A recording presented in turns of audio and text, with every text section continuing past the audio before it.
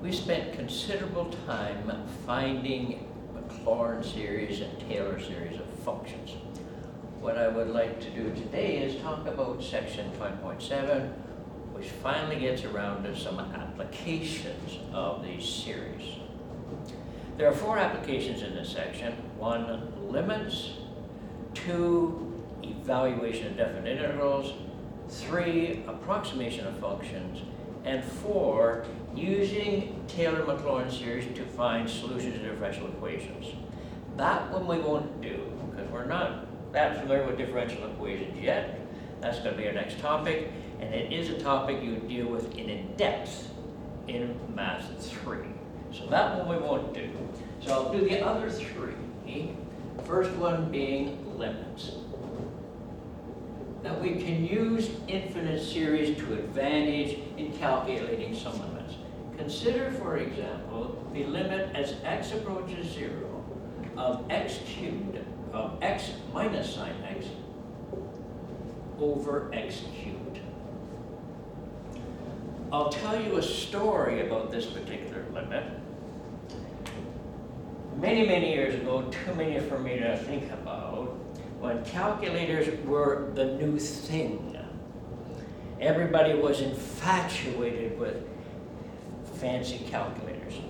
And so in my first year calculus class, I posed this problem because the first topic you would recall in your 1500 or 1510 was limits. And I posed this problem of calculating this limit. Said, I don't know how to do it by any of the techniques that we already discussed. So how may we use our calculators to try and figure it out?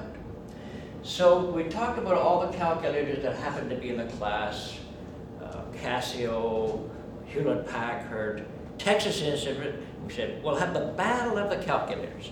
So across the top, we would put Casio, Hewlett-Packard, and Texas Instruments, whatever else was in the class. And down here, we would put 0.1 and 0.01 and 0.001, and we would ask each of these calculators to calculate this thing at 0.1, 0.01, 0.001, and we would keep on going until they somehow seemed to settle down. All the calculators gave an answer of 0. They eventually gave 0, which was wrong. So I said, don't depend upon your calculator to do everything for you. Now, they're much more sophisticated these days, but still, one can always find things that calculators can't quite do. You have to be able to think. Well, we could do this one with 3 applications of L'Hopital's rule. That would work. But what I propose to show is that I can do it with infinite series much more quickly. What I suggest is we take that sine x and we replace it by its Maclaurin series, which we've seen many times before. X cubed over 3 factorial, x to the 5th over 5 factorial, and so on and so on. So if I do that, you'll notice immediately that I can cancel that one with that one.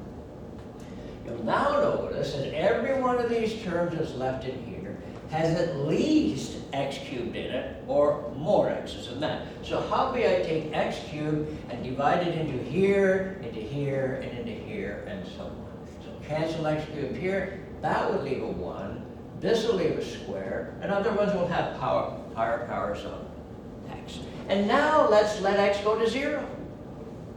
All these terms out here have x's in them, they're going to go to 0. The only one that doesn't have any x is this one. You got a minus and a minus. The answer is 1 over 3 factorial, or 1 over 6. That's the limit. And it took basically 1 line when we happen to know what the Maclaurin series for sine x is. So there's one example. Here's a second example. Calculate this limit. The limit as x approaches 0 of the sine of x to the n over the sine of x to the power n.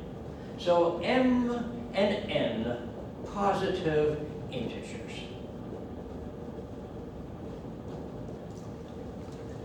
Think about that limit for a second.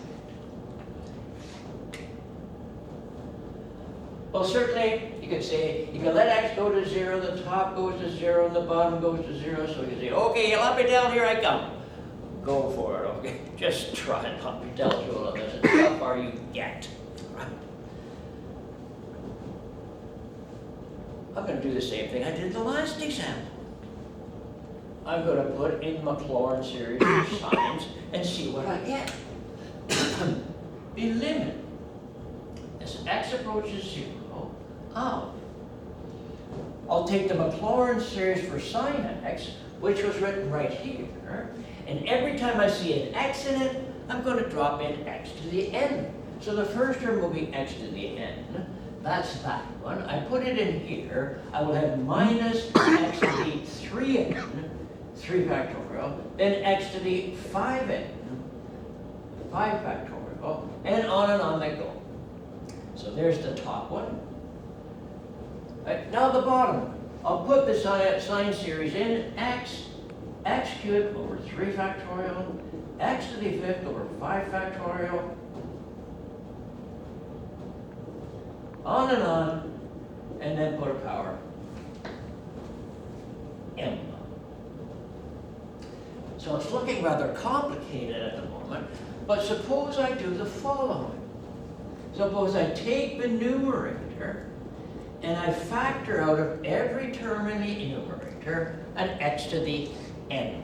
So if I pull an x to the n out of this one, what's left is 1. If I pull an x to the n out of this one, it will be x to the 2n over 3 factorial.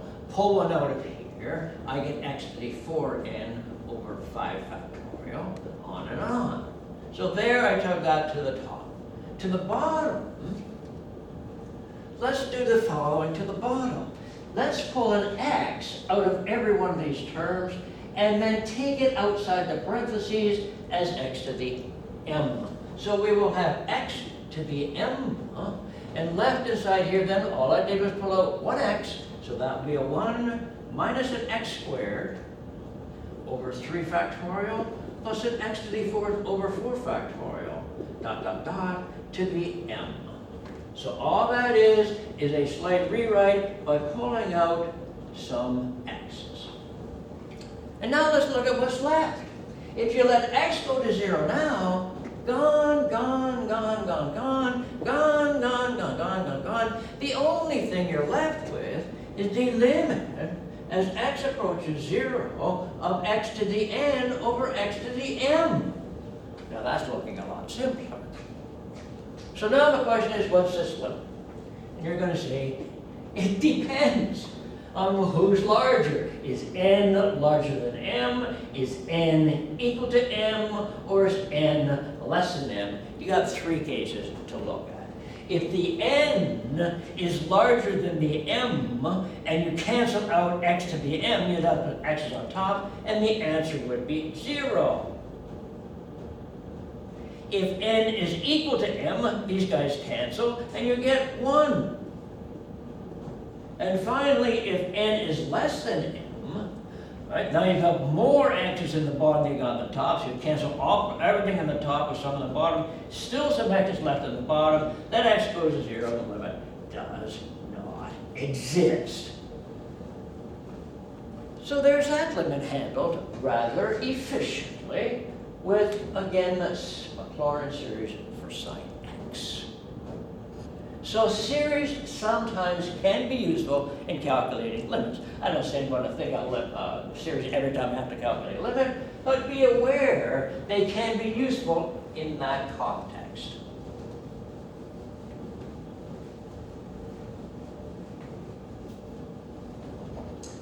Second application I wanted to talk about was evaluation of definite integrals.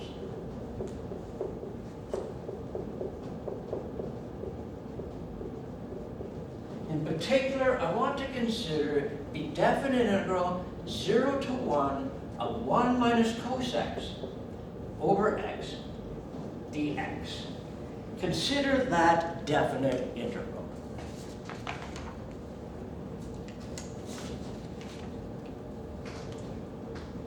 Now, if you thought about it before you began doing any work, you've got to think there's a bit of a problem here. For instance, it says integrate from 0. But notice, this function is not defined at 0. If you put in x equal to 0, you get 0 over 0. So the function isn't even defined there, so what could you possibly mean by co-integrated when there's no value at x equal to 0? Well, if I thought about a picture, visualize that this is a picture of that integrand. I don't know what it looks like, but if it blew up like that, I would have a real problem that I've got to consider. But suppose maybe it goes like this, and there just happens to be a hole there. If that's the case, then I really don't have any problem. Because what does the integral care about one value right here? Now, if you threw it to your calculator and asked to do this, it might object, okay? Depending on how it evaluates integrals internally, it might want the value at 0, which doesn't exist, and it might say, sorry, try something else, okay? I don't know about how good your calculators are. So there's potentially a problem here, right? Well, I'm going to discuss that problem or get the answer to the difficulty when I start to solve the problem. What I propose is that since I cannot integrate that, nobody can, I propose we put into here the Maclaurin series for cosine x and take a look and see what we have. So we'll have 1 over x, Maclaurin series, 1 minus, and then the Maclaurin series for cos. It's 1 minus x squared over 2 factorial, and then it's plus x to the 4th over 4 factorial, and on and on and on it goes. And it's that. All right? Now what I want is here, I go ahead and mention this. I would like to find this, an approximation, since I can't do it exactly, correct to, I believe, but I'll take a look at for a second to make sure, 4 decimals. Correct to 4 decimals. Right? So I want an approximation to this definite integral, correct to 4 decimals. Well, let's see what we've got so far. All I'm looking at so far is the integrand. Well, you're certainly going to notice that that cancels that. And then every one of these is done. X is in, I got 1 x out in front here. So let's simplify this integrand and say, take the minus sign inside, take the x inside. Will the first term then be x over 2 factorial? Will the next term then be minus x cubed over 4 factorial? And then next one, I guess, would be x to the 5th over 6 factorial, and on they would go dx. Now, all I've accomplished right now is a rewrite of the integrand. I've got nothing about the integration whatsoever. All I'm saying is that has been replaced by this. I had a problem with this when x is 0. I could have perhaps used L'Hopital's rule, but notice this. If you let x go to 0 in here, what do you get? You get 0. So this picture must have looked something like that. And therefore, I don't have a problem. So the problem went away. When I wrote it this way, I can see that there really is not a problem. This function is not going to infinity or anything strange like that. So now let's go and integrate term by term.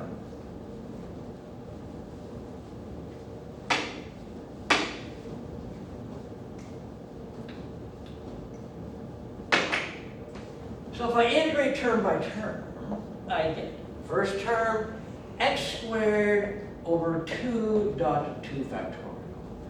Next one, minus x to the 4th, 4 dot 4 factorial, and then plus x to the 6 over 6 dot 6 factorial, dot, dot, dot. I see the pattern between 0 and 1.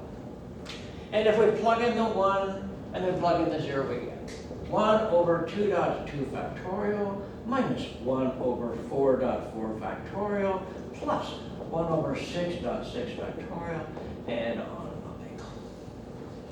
So there is a series that represents the value of this definite integral. If I could add up that series exactly, then I would know exactly what the value of this integral is. But I don't know exactly what the sum of the series is, so I will consider approximating the sum of that series. And we talked about that before. Now there's two ways you can do it. One way is in the text, which is atrociously difficult. Why? You'll notice there's this series, and I think you're going to agree with me, that this series is alternating. And we discussed alternating series and said they can be approximated very easily. Whereas in a textbook, this is section 10.7, an alternating series doesn't come till later. So the book does not use alternating series. What it uses is Taylor's remainder formula. It puts Taylor's remainder formula in here, and the discussion then involves Taylor's remainder formula, which is really not easy. So don't look at the example somewhat like this. It's not exactly the same example, right? But it uses then Taylor's remainder formula. It doesn't have to, provided this turns out to be an alternating series. If this did not turn out to be alternating, then I would be stuck with Taylor remainders. But because it's alternating, we're going to get out of it. So now we're going to approximate this in the sense to 4 decimals. Do you recall when we were doing alternating series, there was 2 aspects of them when it comes to truncating. The 2 things were, the true sum of this series is between any 2 successive partial sums. That was feature 1. Feature 2 was, if you truncate the series at any point, the maximum error is the first term that is left off. And we discussed 2 examples at that time, and we said, if it is talking about approximation to a number of decimal places, then you must choose the first option.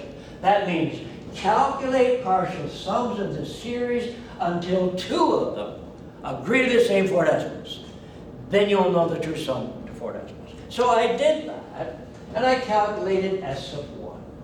Well, I didn't calculate it, I can see it. S sub 1 is 1 over 4, which is therefore 0.25. S sub 2 says, take that, and now subtract this, and I got 0.23958. So since I want 4 decimals, I'm going to carry 5. I don't think I'm there yet, so let's look at S sub 3. S sub 3 is now this number plus that number, so it's got to go up, and it goes up to 23981. And I added another one on, a 6th one, because I like to carry a couple more. So now we're going to ask, do these 2 partial sums round to the same 4 decimal places? If they do, we're done. If they don't, we're not done. What does this round to? 2396, 2398. We are not ready yet. So we need at least 1 more. If I calculate S sub 4, I get 0.2398117. Are we now ready? This one rounds to 2398. This one rounds to 2398. We're done. Therefore, the integral from 0 to 1 of 1 minus cos x over x dx is approximately equal to 0.2398, guaranteed to 4 decimals. That is correct. So there's an example then of using infinite series to approximate definite integrals that can't be anti-differentiated. Nobody can anti-differentiate this, right? But we were lucky again that the series turned out to be alternating, so it's easy then to talk about approximations as opposed to have to go through Taylor remainder formula. So I said there's 3 things I was going to do. Limits I've done, evaluation of definite integrals I've done, and the 3rd one was going to be to approximate functions with polynomials. And remember, that's the way I started this whole topic. Supposed to say, when we talked about Maclaurin series and Taylor series, I said the objective is to replace ugly functions with polynomials. So this third application then, approximating.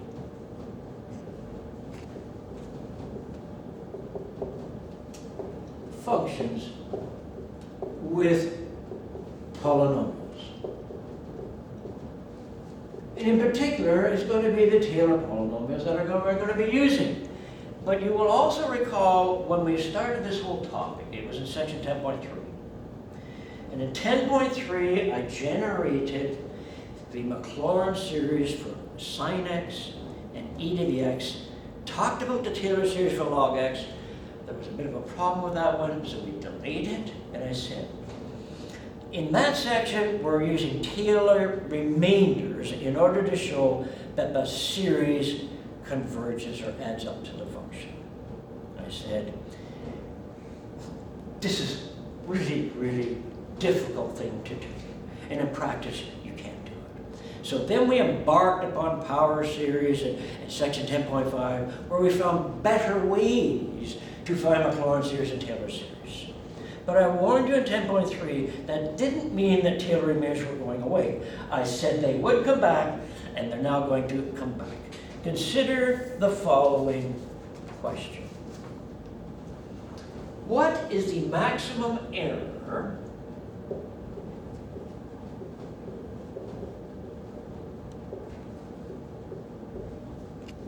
in using approximation e to the 2x approximately equal to the first three terms in its Maclaurin series, or if you like, Taylor polynomial p sub 2.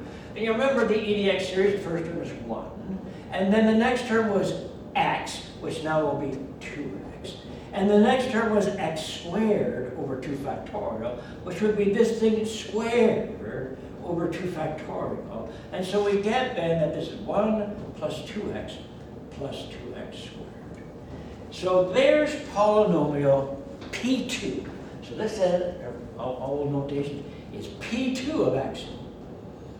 Quadratic polynomial approximating this function, right? So I want to know the maximum error in using this approximation on the interval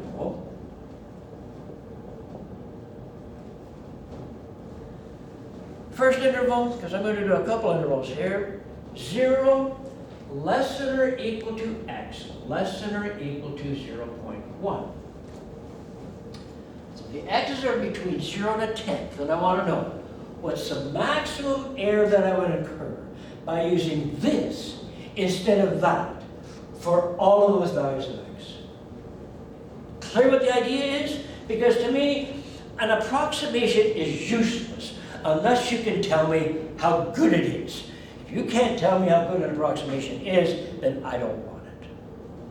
So what are we going to say here?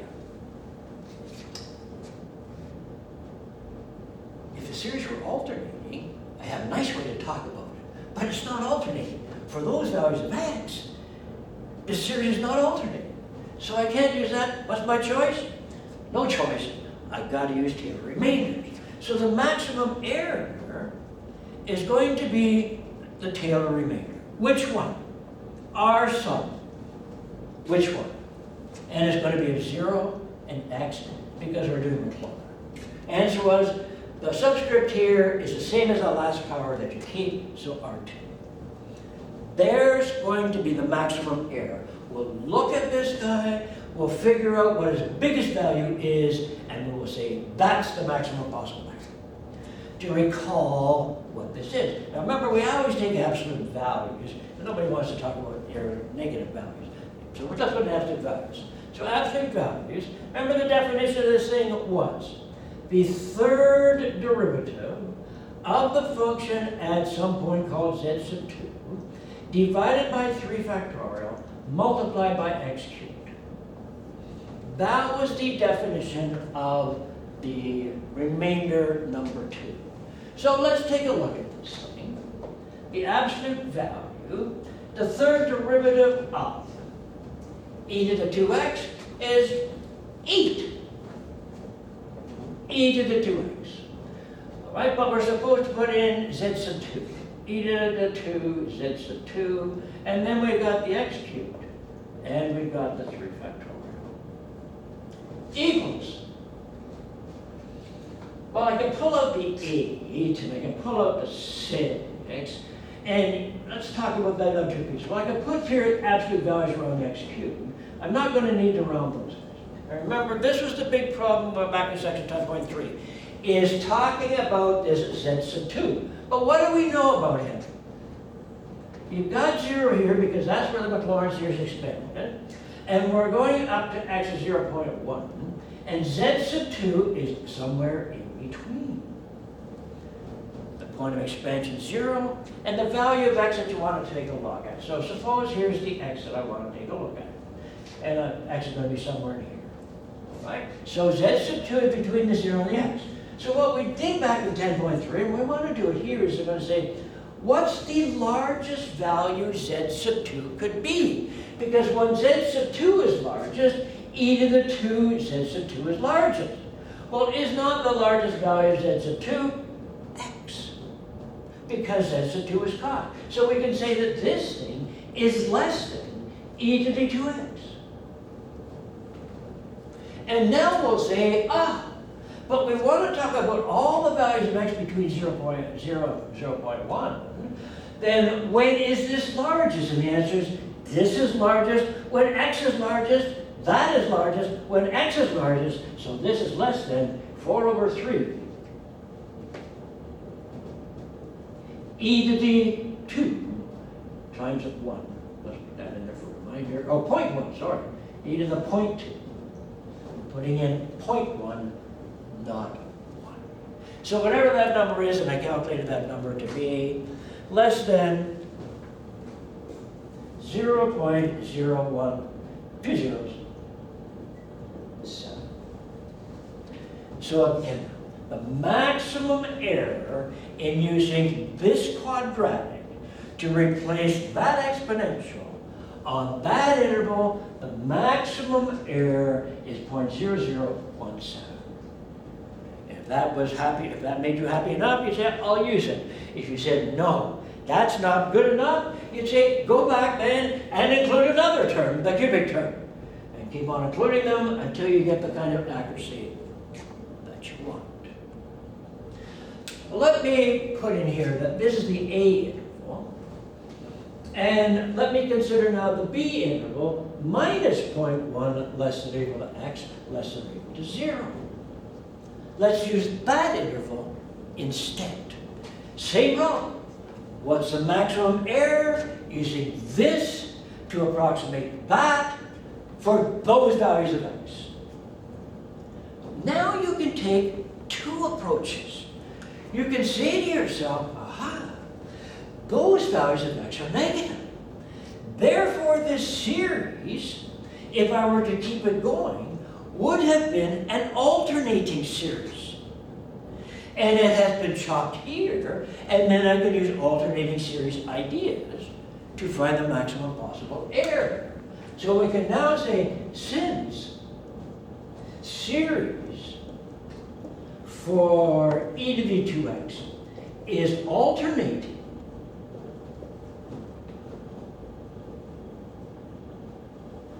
the maximum error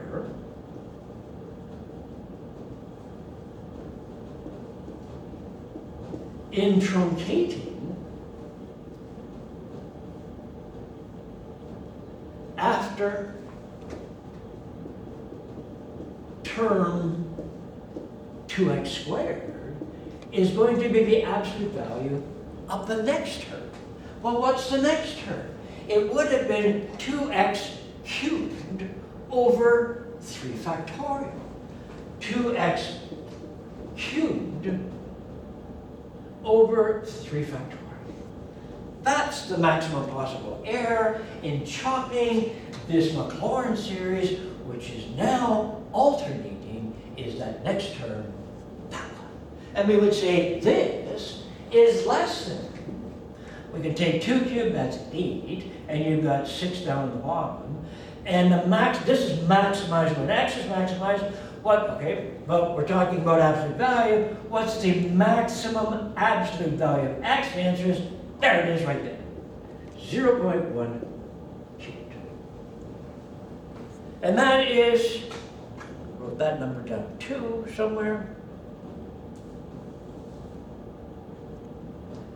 Less than 0.0014.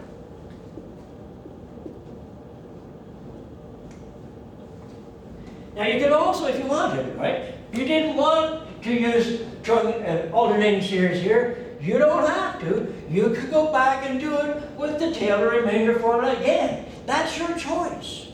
Here, I had no choice. It had to be remainders. Here, I've got a choice. You chose to use alternating series, but I could have used Taylor remainders again. Because they're already on the board, all right? You just have to flip this picture around and analyze it differently, all right? So you got a choice. Well, now the third one I want to talk about is suppose the interval is this. C minus 0.1 less than or equal to x less than or equal to 0.1.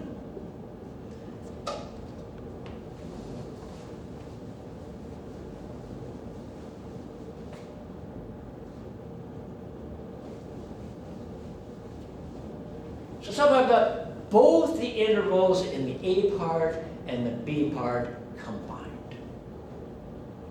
There's a choice now of what you want to say. And it depends upon really the preference of the numerical analyst who would be doing this thing.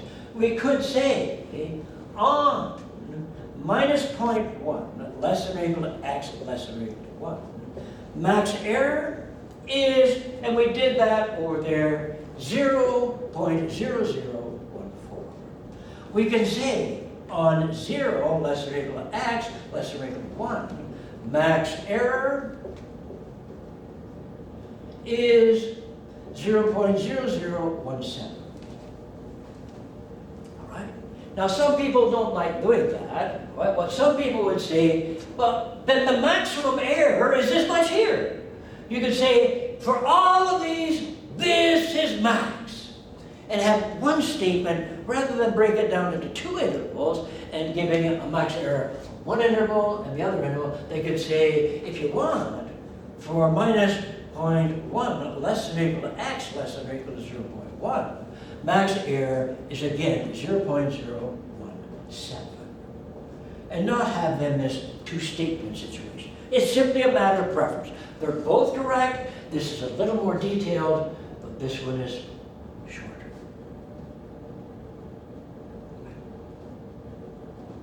So there's 3 applications. One more. I want to do one more example of this before we leave it.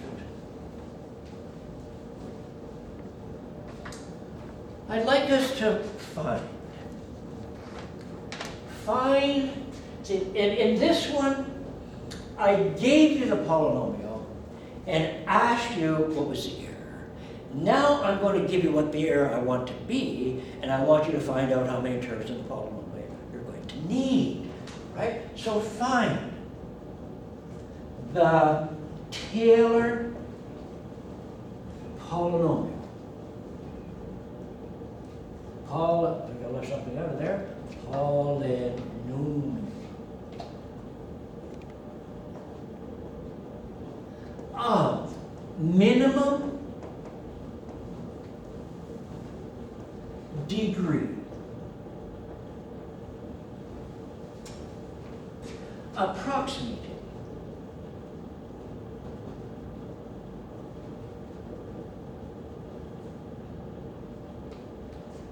sin x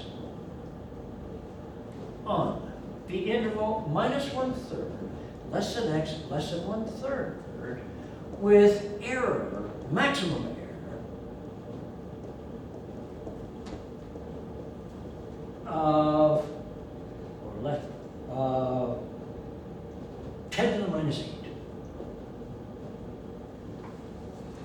So I want to know then again, how many terms, basically, in the Maclaurin series for this guy. Right? I didn't say, find the Taylor polynomial, should put in here, in the powers of x. Nobody would choose anything different. Okay? But you could use a Taylor polynomial for anybody you want. But certainly you would use x here because, notice the interval is centered at x equal to 0. So it's kind of implicit, but let's state it explicitly. All right. So you got the idea then? So we're taking a look at sine x is equal to x minus x cubed over 3 factorial, x to the 5th over 5 factorial, and on it goes. And we're saying, how many of those terms would we keep if we wanted to guarantee that the maximum error is this when all the values of x you look at are this? So that's our question.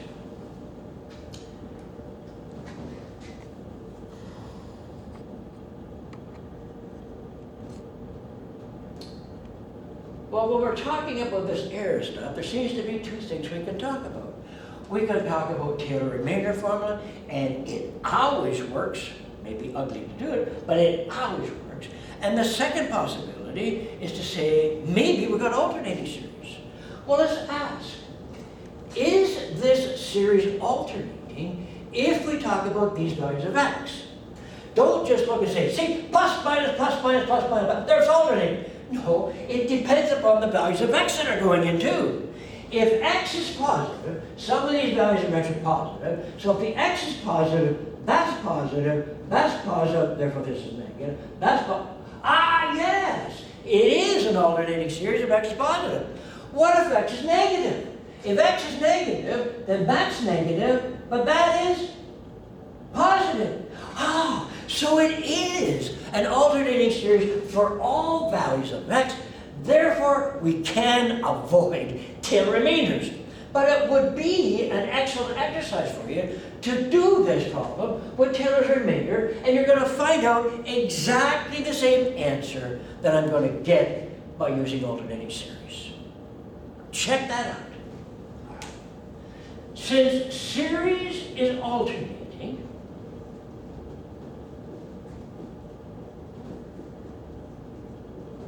we perhaps should say, if we're going to use these ideas of truncating and alternating series, that all came from the fact that it passed the alternating series test. Well, guaranteed, this guy is going to pass the alternating series test. Do absolute values of the terms get smaller and smaller and smaller when x's are in here, and do they approach 0? The answer is yes. Right? So if we want to be truly mathematical, we probably should have said that. Since series is alternating, we want to say, well, if we chop the series at some point, then the maximum error is the next guy. So somehow we have to identify the point. How would we say the following? If truncate series after term in x to the 2n minus 1. Right? So because they're all odd powers, this says odd. Right? So let's write that. Say, there's where we're going to chop it at the term when the whatever the capital N is. And basically, what we have to find is what the capital N is. Then, max error is the next term. And what I put some absolute values is, so the one after this is x to the 2, replace n by n plus 1, and we'll have x to the 2n plus 1 over 2n plus 1 factorial. There's the maximum error if we chop it. Now there might be a plus or minus here, right, depending upon whether n, what the value of n is. But we got the absolute values here, that's going to go away again. And now let's say, when is this largest? So I'll ask when this area is largest, and then we'll say, when the error is largest, we're going to demand that it be less than this. So So if we demand that the largest error be less than this, then all the other errors are going to be guaranteed less than that too. Well, is it not the maximum error going to occur when x is maximum? So could we not say this is less than 1/3 to the 2n plus 1 over 2n plus 1 factorial? And we want that to be less than 10 to the minus 8. So what we would want to choose then is the smallest value of n that will guarantee that to happen. Well, instead of writing, let me turn it upside down, because I hate these negative powers. That's equivalent. Is it not? And in addition, the 1 to this, and so that 3 is already down here, so really everything is down there, so I'm going to turn it upside down and say we need 3 to the 2n plus 1 times 2n plus 1 factorial to be greater than 10 to the 8th. We want the smallest value of n that will guarantee that happens. And so I pulled out a calculator and I started plugging some values in. And I found that when n is equal to 3, the left side here is equal to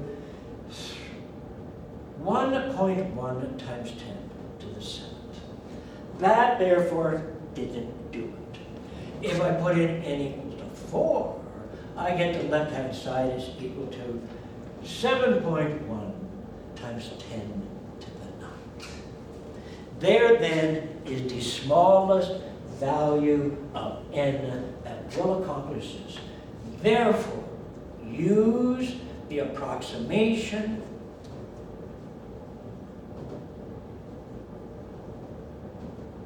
sin x approximately equal to x cubed over 3 factorial, and let's see. Right, the last one we keep is, this is the last one we keep, and when n is 4, that means this is 7, so the last one we're going to keep is the one with x to the 7th. And therefore, there it is. That Taylor polynomial will approximate sin x for all of these values of x with a guaranteed error of less than 10 to the minus 8. So there's 2 examples then on approximating functions. And we said then 3 applications: limits, evaluation of definite integrals, and approximating function by polynomials. There's 3 applications of all this Taylor and Maclaurin stuff that we've been talking about the last few lectures. That ends chapter 11. Next day, we'll start talking about differential